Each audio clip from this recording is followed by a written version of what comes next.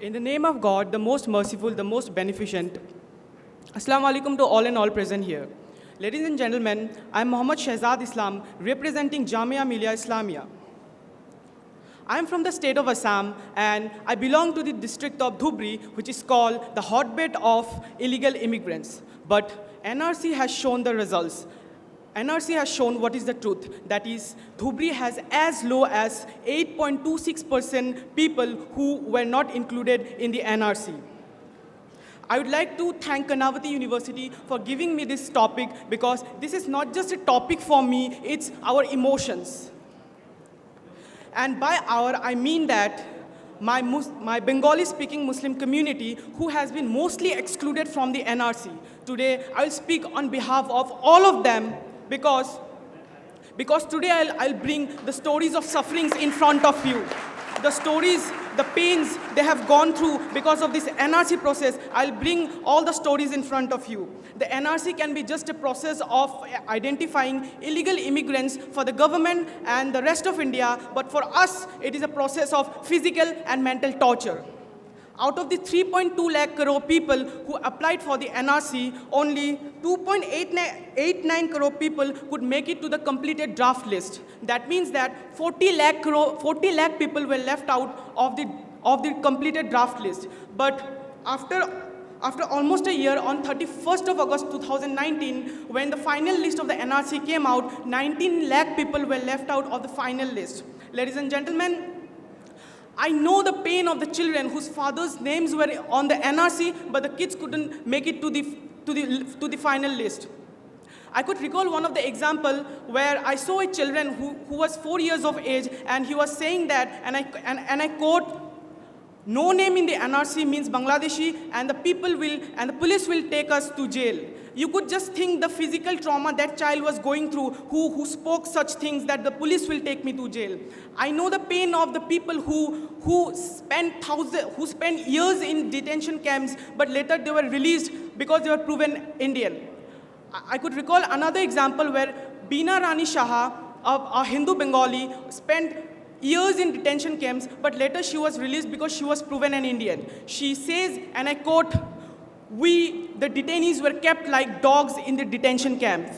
Ladies and gentlemen, we all in Assam want an NRC to identify the illegal immigrants, but something else is happening, and mainly the Muslims are excluded from the final list.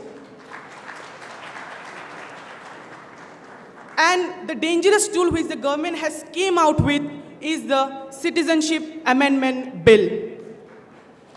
For the first time, I came across this bill in a youth parliament, and when I read the bill for the first time, I just couldn't believe my eyes. The Citizenship Amendment Bill, if passed by the parliament, will give citizenship on the basis of religion. I repeat, on the basis of religion. The non-Muslim persecuted minorities from the countries of Pakistan, Afghanistan, and Bangladesh will be given the citizenship. This bill is completely an anti-Muslim bill, and I'll tell you why.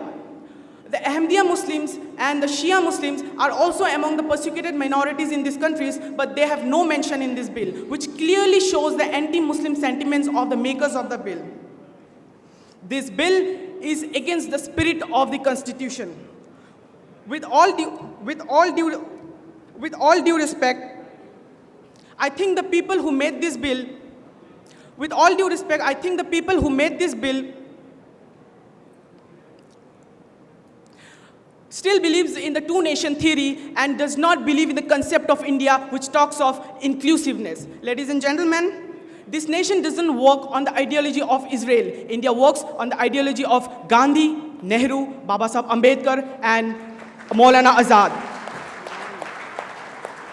What do you think? All these things are doing good to the national security? Ladies and gentlemen, the answer is no, and I'll tell you why.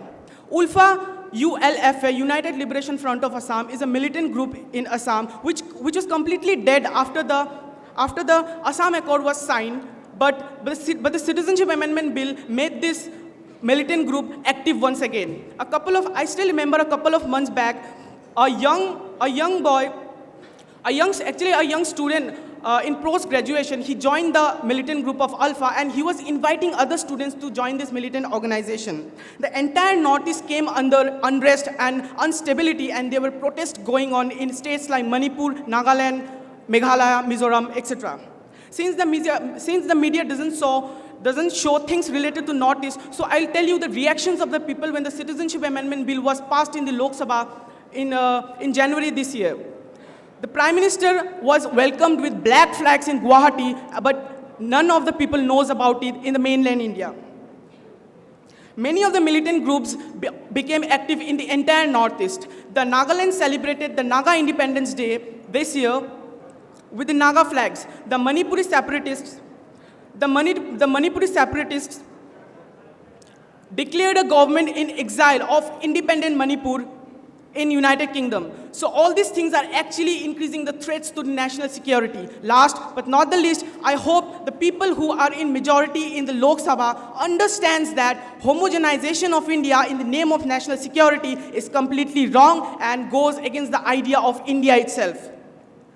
We, the youth of this country, will never allow anyone to kill the idea of India and inclusivity. Thank you so much.